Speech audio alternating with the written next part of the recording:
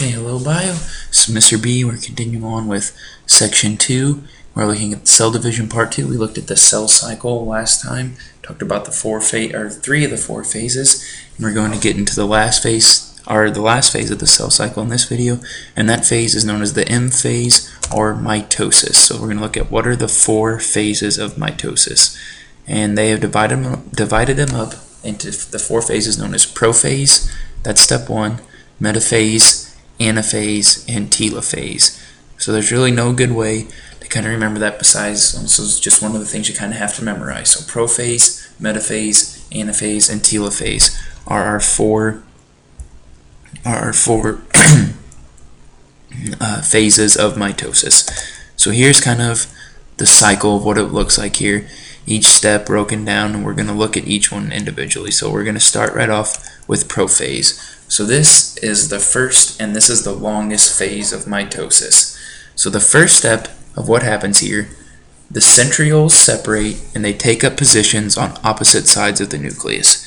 So that is step 1. Centrioles, remember we said were organelles that aid in cell division, and if we look over here to the right, the two almost little licorice looking things in your picture, those are the centrioles. So those are usually kind of hanging out here in the middle of the cell, and however during this phase they're going to move to opposite sides of the nucleus.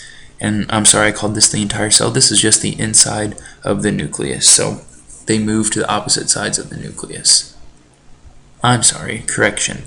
This purple area is the nucleus. This other gooey light bluish area is the rest of the cell. So first step, the centrioles move to the opposite sides of the nucleus. In the next step, the centrioles are going to lie in a region called the centrosome. So this area out here is called the centrosome, and this helps to organize the spindle, which is a fan-like microtubule structure that helps separate the chromosomes. So all these little firework looking lines, that's what they kind of look like to me, is fireworks. Those are something called spindles, and these are just going to help us separate our chromosomes here down in the bottom of the picture. So these are organized during prophase. Then also during prophase, the chromatin is going to condense into chromosomes.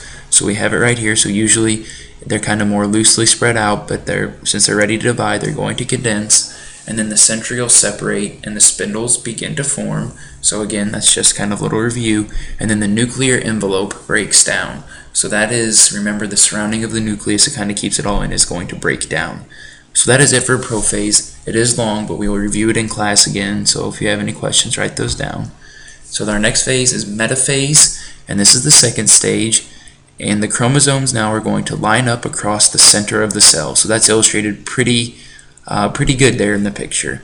And then the microtubules are going to connect to the centromere. Remember, the centromere kind of sounds like center. That's that little center area of the chromosomes. And the microtubules connect to the centromere of each chromosome to the poles of the spindle. So pole just being the end. So you can see we have long extensions are going out and they're grabbing right at the centromere coming from both sides of each chromosome. So that's what happens in metaphase. They get attached there.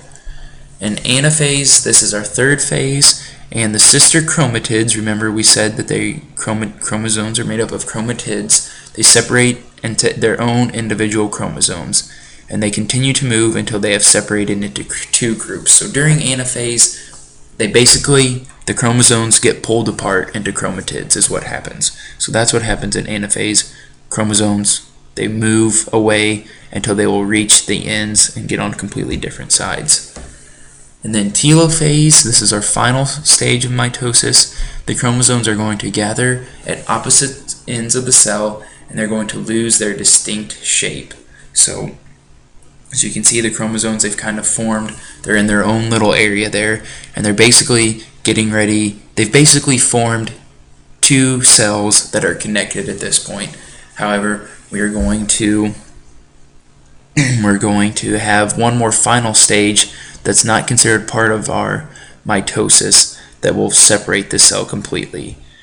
And then the new nuclear envelope forms around each cluster of chromosomes. Remember, this purple area is the area inside of our nucleus or our nuclear envelope. And so in order for this to become two new daughter cells a process called cytokinesis must occur. So this cytokinesis pinches the cytoplasm in half. So remember, the cytoplasms are jelly filling. During this process, it just gets pinched in half.